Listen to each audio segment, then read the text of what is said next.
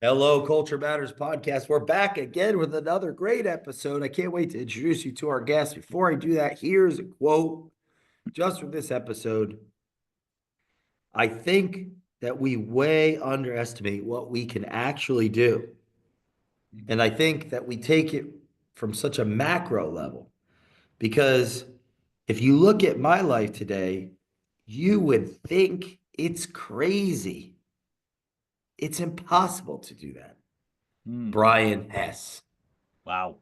Our guest today, There you another go. crazy, impossible defier, leader, friend of the Culture Matters podcast, proselytizer of the idea to quit tomorrow. Huge fan base Tomorrow. on that Hmm. one. Founder, Duffin Media, and an amazing podcast. Your message received. Wow. The real John Duffin is back. Wow. Jay Duran, it's great to be back in the saddle. And I love the word proselytizer. I never say it properly, and you nailed it first pass. So anyway, I'm great to calling be this here, episode Quit the Day After Tomorrow. buddy. Yeah, You the know, day, no, not tomorrow. No, no, no, no, the day after tomorrow. Done. Great to be here, buddy. have you ever seen the movie 28 Days Later? No, so won't Where watch. there's after 28 days, guys in a hospital wakes Hmm. up and it's been a zombie apocalypse. Oh, okay. Cillian Murphy, like early in his career, Peaky Blinders actor, Oh, unbelievable. Oppenheimer, he's in that movie. okay. So then I'll find it. I want, I believe, I want to move into 2025, and this is where the Mhm. questions be Yeah. thinking that if I quit today, Hmm. I'm going to wake up 28 days later into a zombie apocalypse. You might not need to wait 28 days. You know what I mean? It might So, be faster, man. You what know? do you think it feels like for the entrepreneurs that are listening to this if they were to quit Hmm. after Oh, that 28 days? yeah. So I do you know the old adage they talk about where it's like your worst fears are never anywhere near what you believe them to be? I believe they would be. Only in that instance. Only in that instance, right? That there's only one exception to that zombie That's apocalypse, funny. right? Is that it's if you just let go of the reins and decide, and I have to coach myself this as well as with clients and stuff, that it's if you really do just throw things out a window, never works well.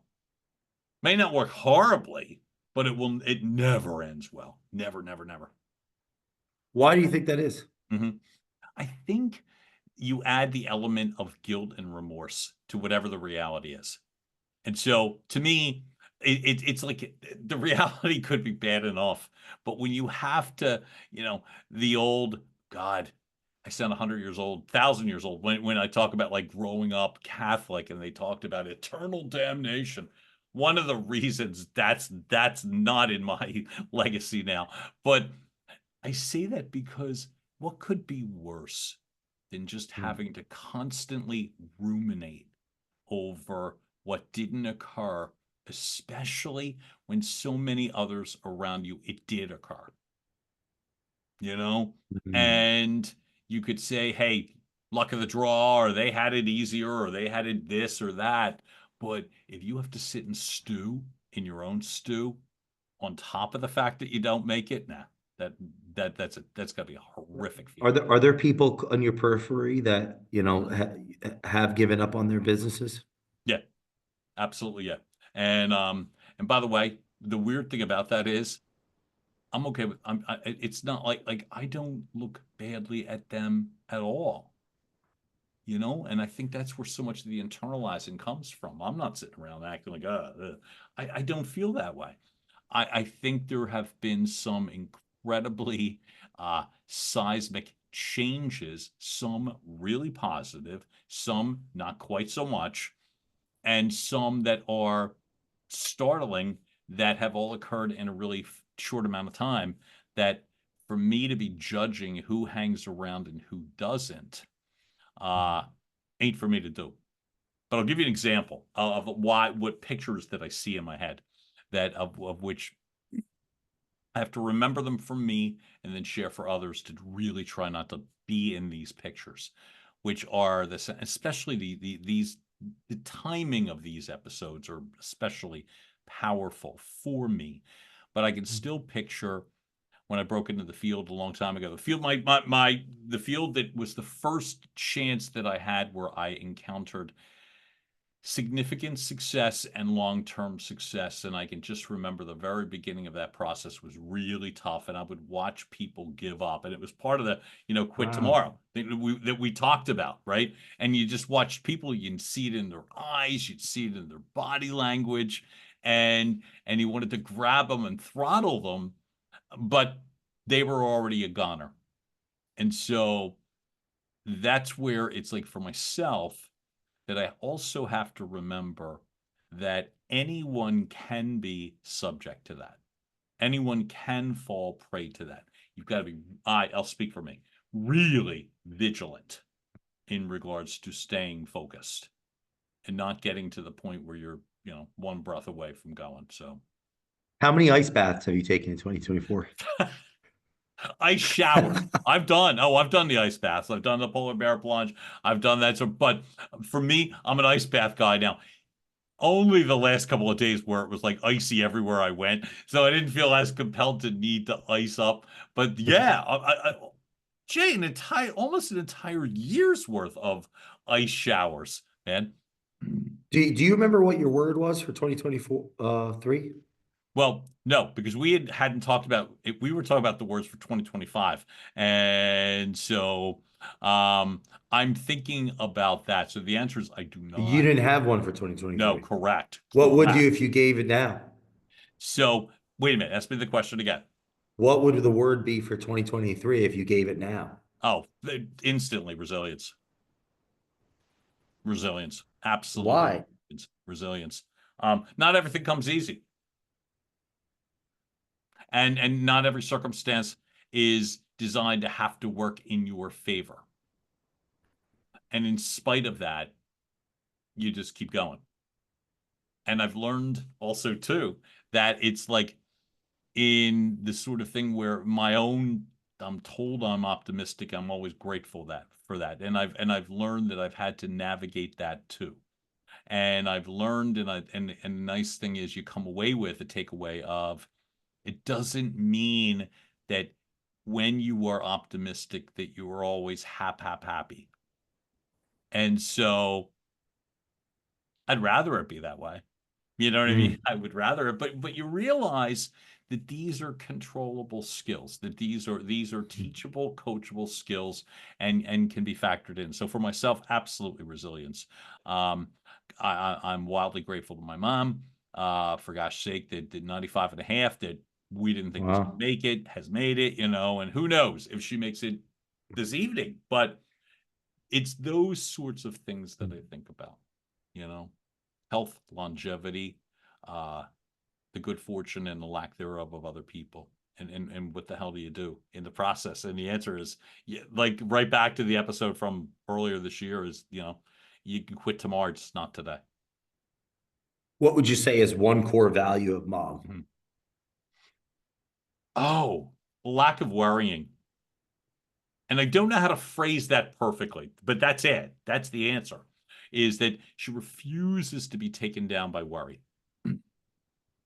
or unnecessary worry. So we gathered together. That sounds heavy, and it wasn't. It was something really lighthearted. It was like she wanted to buy all of us, the siblings, a group acting lesson. And so she started that 20 years ago.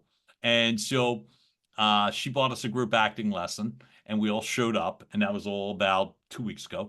And so that involved, she's going into Center City, and she's going into Center City, and she's doing an audition, and she's got to show up at a theater and blah blah, and just the logistics like were so impressive. And the other thing that I'll make up, it's not a word, but it's really in the showing up. The showing up is so important. and it sounds so cliched, but there she was, decked out, looked like $1 million, uh, no compromises, no nothing, right? And it was like, yeah, and she's 95 and a half. So what's my problem? You know what I mean? What the hell's my problem? What's my deal? Um, show up, have fun, Wow. and so that took place tail end 2024. And Yeah. so, How does that, what effect, if at all, has it had on you and your entrepreneurial passions here? oh, so my mom's my inspiration. It's the easiest way to say. So she took that on at 75. I knew my mom as my mom. I mean, that's how I knew my mom, right? Wow. Not, not from any business. I mean, she had jobs and stuff, but for me, it was like, and she started that because she gives me credit. I think it was a family thing, but whatever. At close to 75 years old, she had said she wanted an acting lesson. We got it for her. It's just one of those things. It's weird that it felt like nothing. Bought her an acting lesson via Mike Lemon casting. The full Wow. circle moment of that was the same acting coach that worked with my mom, uh, 20 some odd years ago, worked with us that day. And so, Wow. what does it do? It was like one of those things. So my mom created this full resume of television act, theater, film roles. I can think of her dragging herself to New York for jobs, lugging changes of clothes and bags on a train and all that stuff. So you're thinking 70s and 80s. So what does that do for me selfishly? On a bad day, I'm tired, I'm not feeling well, didn't close enough, whatever, didn't Mm. record as many podcast episodes, I'm a this, I'm a that. And then you're like, oh, come on. And so you combine that combination and not just talk, the actual doing of the don't get immersed in worry. Do not get immersed in worry. And then secondly, in the showing up part, just show up. Like I would get calls from my mom. I happen to live in Center City, and she would call me and like on a job. Oh, and she'd be on a train and she'd have to talk quiet because she'd be on the quiet car, so you can't hear her. And so she's trying to tell me, can I stay over your place? And she's like, I'll probably get in about 1, 2 in the morning, and she's like in her 80s, right? Wow. And I'll say it publicly, and I'm like, oh no, no, I'll be in bed. No, can you take a cab back to wherever? And that never was the conclusion. But I'm just saying it's crazy to me in this day age circumstance with a lot of changes that have taken place in a lot of different things and a lot of different opportunities for me if I wanted to choose to worry or put this aside or I'll come back to this later or you know and and you can't and you can't. Mm. So that's how it's inspired me directly, personally, and right now. What type of momentum do you see going into 25? Mhm. What advice do you have to our listeners? Yeah. So I'll take my own first. I'll take my own advice, and then which is this, which is worry a little less. So I think the reminder that I can share with everybody is the more prepared you are, the less worried you need to be.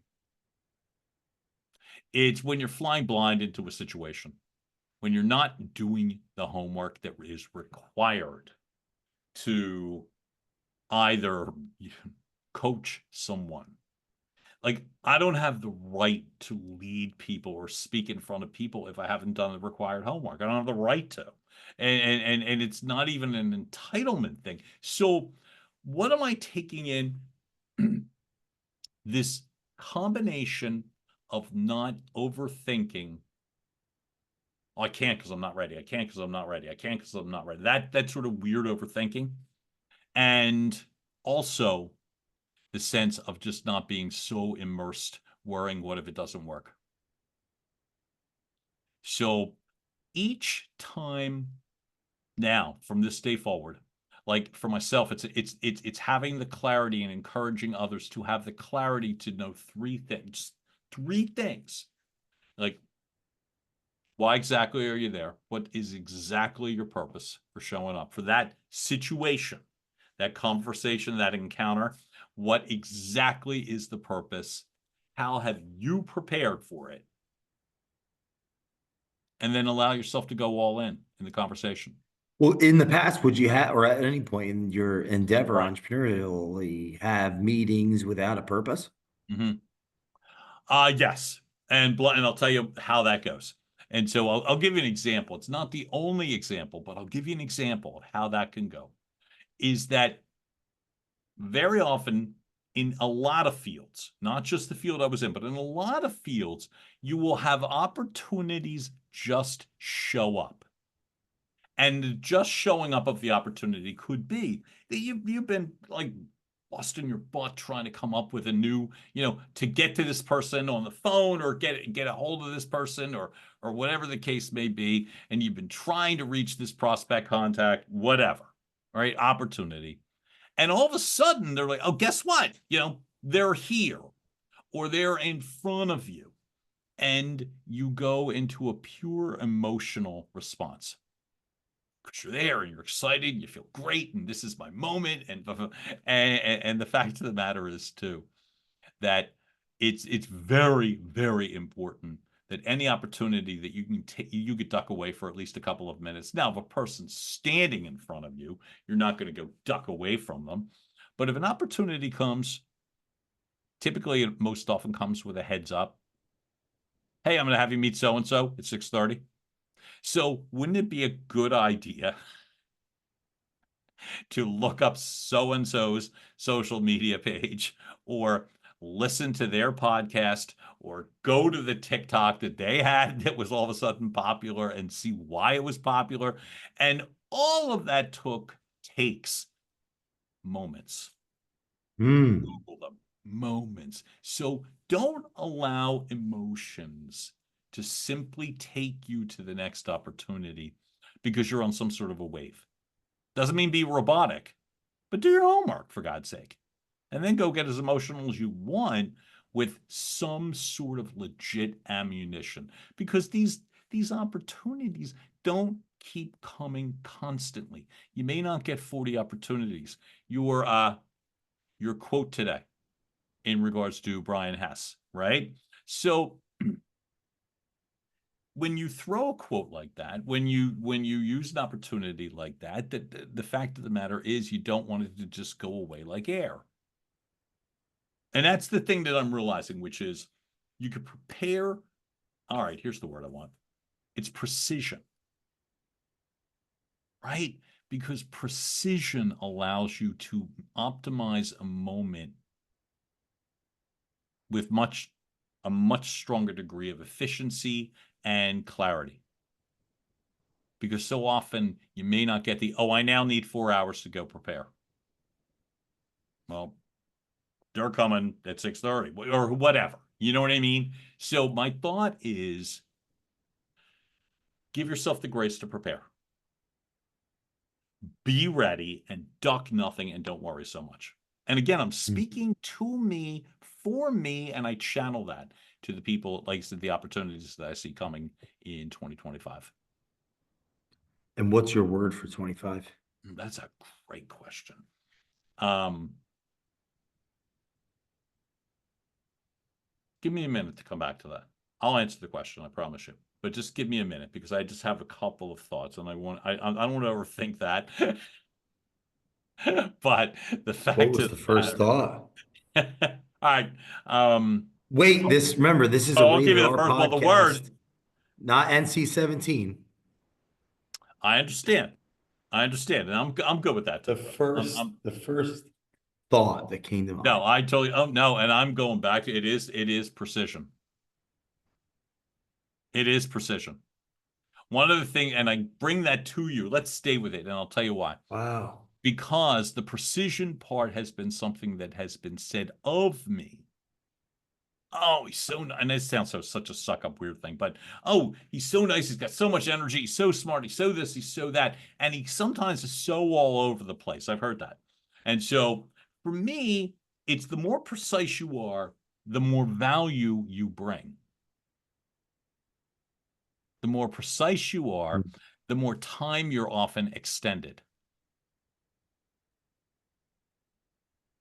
And so for myself and for those that work with me, uh, it's my challenge across the board to be more precise. And you know what, man? Why it makes so much sense and why this is the fit is because the old cliche, you have no idea what baggage people are bringing at any given moment. And whether it's family stuff or, financial stuff or just a bad day or whatever the case may be, sometimes people may not be able to afford you to the chance to get to it. And so it's amazing how many opportunities you can lose simply because you're just not precise enough to say, hey, this is where I'm going. Wow. I've been working on this monologue series for the two books, well, multiple books, but around Peterson's work. Mm-hmm. The Yep. first is The 12 Rules for Life, an Antidote to Chaos. Mm-hmm. But the rule that comes to mind is Rule 10. Be precise in your speech. Mm. Mm. Mm. Yeah. I really believe when somebody says, hey, I only got a minute, that that's their natural guard coming up. They have no idea what you're going to say. They have no idea where you're going with anything, but they immediately begin, hey, I only got a minute. I only got a second. I can't talk. Really can't talk. But when people are precise and get right to something, this is being repetitive. It's amazing how much extra time is found. I want an explanation. I want to know more. I want to hear more. Tell me what you mean. How does that apply to me? All those sorts of things. It's amazing the additional questions that come from someone that has the grace and good judgment to be precise. Where does listening fall into that? Well, answering your question directly, precision would be saying, well, look, where listening comes in is that's a clarification question. I respect the clarification. And so I'm going to go all in terms of hearing you, proving I understand, and then continuing along what I'm stealing directly from you, listening to hear what is unsaid. And so with that being the case, what is sloppy, just picture like somebody shooting like a rando, shotgun BB gun, right? And there's all over the place. And I'm not a gun person, so I hate my own analogy, but the hell, I led with it. So, but what I would say is the sloppiness would be I just sprattle an answer all over you. You know, that's an opportunity when it's the listening part, you could slow down a little bit, embrace what's been called in a movie once, the uncomfortable silence. And that's not something I do quickly or easily, and so that when I do, when you're doing it. And what I was going to say, so the listening part allows you to be more precise. Rule number 9 in that same book Mm-hmm. is assume that the person that you are listening to knows something that you do not, or you don't. Mm. So that would be very much, if I hear you correctly, you have to be a fairly confident person to be able to go in with the premise that they know something that you don't and accept it. You know? And I think that's great. I'm excited for this because it's when you think of all the time that is saved, all of the unnecessary headaches that can be avoided. That's to me what precision, where the gift I'll be able to continue is not that I won't communicate, not that I won't communicate as much, but it's just much more on point. It's how you help people. What do you think about rule 4? Compare yourself to who you were yesterday, not to someone else's today. Could you tell me rule 4 one more time? Compare yourself to who you were yesterday, Mhm. not to who someone else is today. Oh God. Yeah, that's all of it. At least as it works for me. Because especially, let's say, year beginning and year end conversations. Folks, if you're listening, watching, enjoying this in January or December or whatever, June, but I'm going to say, whatever it happens to be, there's an inherent pressure that if you are, whether it's insecure or not completely, buttoned up, that you're supposed to have it all figured out. And that sense of comparing yourself to someone else today just gives you a good opportunity to feel less than. So when you don't, and you're comparing yourself to yesterday, when you give yourself the grace to know, oh my God, here's what's occurred. Here's what has happened. Here's how I've helped. Here's how others have helped me. Here's how the people have been kind enough to embrace, and the gifts that I've been very appreciative to have received. That's when you get the chance to be able to better recalibrate rather than, oh, all that in my time was just completely wasted. Which is a tough way to go about living a life, let alone conducting a business. So you don't. Hmm. Rule 1, stand up straight with your shoulders back. Was that mine? That was grade school. I coached that, man. And it is, this is going to sound very non-sophisticated, but it's true. Folks, anyone who is watching and or listening, if you are not, we'll say in your 20s, 30s and beyond, 30s to 200s, right? I'm telling you, you're being watched. So this sounds insane, but I'm going to demonstrate. You watch somebody walk down a street where they think they're by themselves. They just think they're alone. And all of that stuff, sit up straight, shoulders back, smile, goes away. And you can tell it's almost a rare breed of person. And now you might be thinking, so what does it have to do with anything? Here's what it has to do. Now put yourself in a business setting. Put yourself in a coaching or an important life setting, and you realize that if, say, the only time you're doing this is almost like a marionette on cue, they see you. They see 30 seconds later. So Yeah. I'm telling you, and why did I say 30s and beyond? It really applies. The older you get, the more susceptible you are. People are expecting all the air out of the parade float. You know what I mean? And they're like, oh. And that's what they're going to remember of you. So why I say that it is really important. Try to conduct your all day, every day, not all starched up, not, like, listen, why? No reason. But what you could do in practicing for in settings that matter, think of the person just walking down the block. I've got something in my head. It's a woman that lives in my building. She's substantially older than I am. She walks with the grace and dignity. She's so damn cool. Dresses like $1 billion.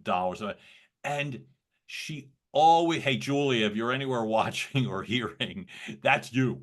She always walks and she always gets your attention, right? And I'm sure her every moment is not that, you know? But so if again, it's you can be authentic, but be authentic to you. Are you the old, tired, drawn version of a person who's, didn't have a great year? So and I'm exaggerating all that, right?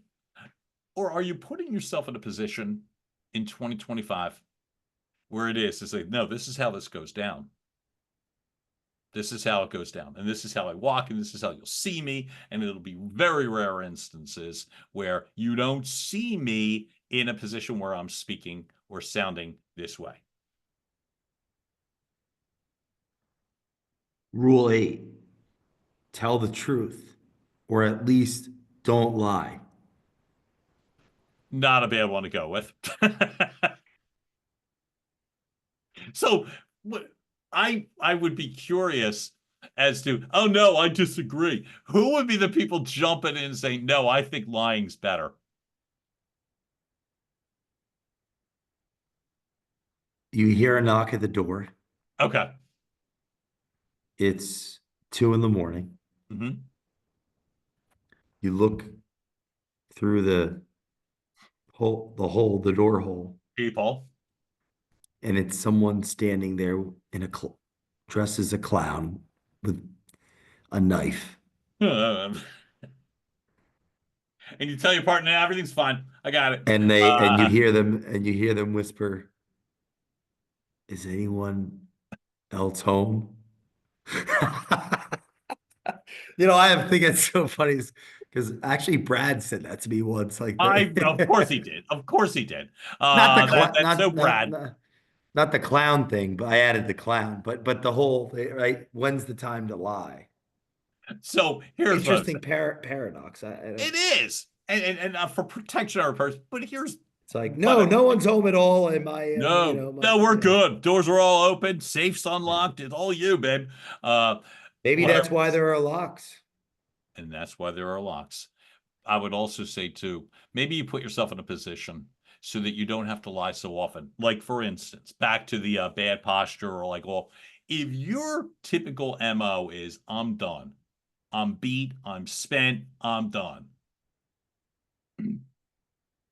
Well, how are you really helping people? Are you really able? Is it really honest? Is it really authentic that you are able to snap into gear the moment that some problem situation occurs? You'll just immediately be able to jump and be effective. And my belief is no.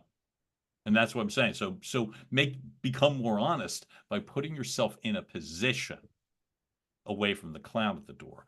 But Huh.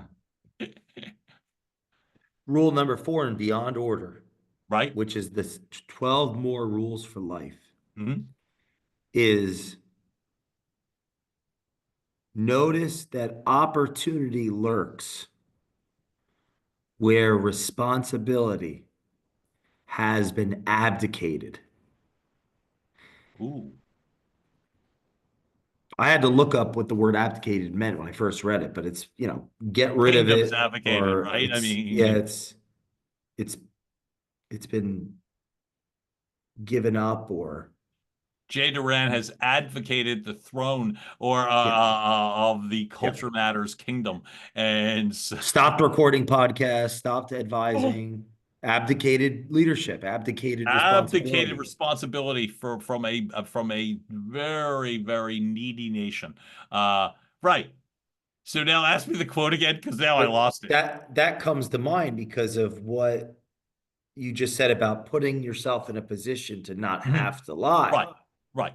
So rule 4 in Beyond Order is notice that opportunity lurks where responsibility has been abdicated. And it goes Yes. on to Yes. elucidate on this idea Mm-hmm. of, but there's like a call to action in the Mm-hmm. following Yeah. rule, following chapter, which is do not do what you hate, Mm-hmm. which is basically instead of playing the victim or playing into the victim narrative, maybe you actually work for a company where the person above you has abdicated responsibility and now you hate your job Happens all the time. And you're instead not of, getting credit and you're doing it. oh, And, that's what they talk about. yep. So the advice is Mhm. don't just disengage, go all in. Go all in. Go all in. Why? Because that I've had opportunities arise when that has happened. I can speak from personal experience, like in personal experience, this will sound weird, personal experience in my professional career. So I've had that happen and I've had it happen multiple times. So when we were talking earlier in regards to precision and not worrying so much and all that sort of thing, right? And No, going on, what's that? I just laugh because I'm thinking you said personal experience. That made me think, well, yeah, every personal, intimate relationship I've ever had is a consequence of someone abdicating responsibility. Stole your girl, stole them.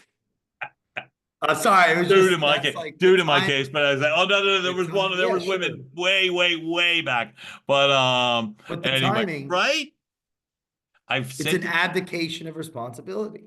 yeah, man. And so you can say things in a corporate environment or whether you're in a sales environment or whatever the case may be. Well, they're not doing it, why should I? They're not even practicing what they're preaching. Here's what I remember. I've Great. gotten this sounds so me. I don't want that. But you do it simply sometimes out of responsibility. You do it sometimes out of service. Maybe you're doing it sometimes out of, well, hey, if I do this, then maybe. But I remember I've been in those scenarios before. Uh, I got very lucky in a keep my job mode. First television job I ever had. 8 of 8 salespeople, 7 of 8 got let go. I was the only one who was kept. I had no more because I had less experience than most of them. But what I knew was to have a plan. And I think I talked about it with you before, like literally have a plan. And so had a plan and demonstrated that I had one. The old cliche, I have a plan and here it is. Yeah, that's rule two in Beyond Order. Mm, Well, imagine who you could be and aim single-mindedly at that. hmm hmm hmm So you go back to that sense of the preparation that weaves its way into several of these rules and steps and the lack of needing to be so like perfect because precise in my at least my definition anyway is not perfect. It's just clear. So what do, John? Well, I coach people. What's that? You know what I mean? The sense of putting you in a position so that when an important conversation's coming up, somebody can have the faith to know, oh, you can handle it.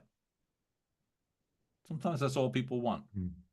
Just the sense of, oh, Jay can handle this. Great. Okay, good. I'll go worry about something else. And so as many people in our world where we can help somebody be in a position where I can help somebody be a little bit less worried, or they can find something else to choose to worry about, or not, or go have fun for 10 minutes, in their day.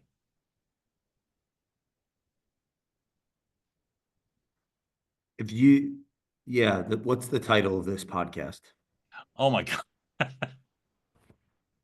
Now I have to prove I'm precise. Uh, get it right the first time, every time.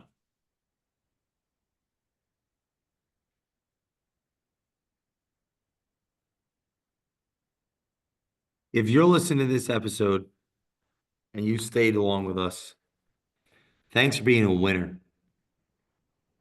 Because, and remember, without losers, there aren't winners. My challenge to everyone listening to this is follow Rule 7 and Beyond Order. Work as hard as you possibly can on at least one thing and see what happens. Hmm. This has been a real pleasure to go through some of these rules that I've been practicing with you, John, and also to be precise. Precision is what led to that Hmm. epiphany. And I just want to challenge everyone that's listening to quit the day after tomorrow. Go listen to episode 570 of the Culture Matters podcast and the other dozen episodes of our friend joining us again. Follow your message received. Hmm. Please Everywhere you leave get us your a podcasts. review everywhere on podcast. Please leave us your review in the Culture Matters podcast, and we will see you next time. Thank you so much, Jay Duran.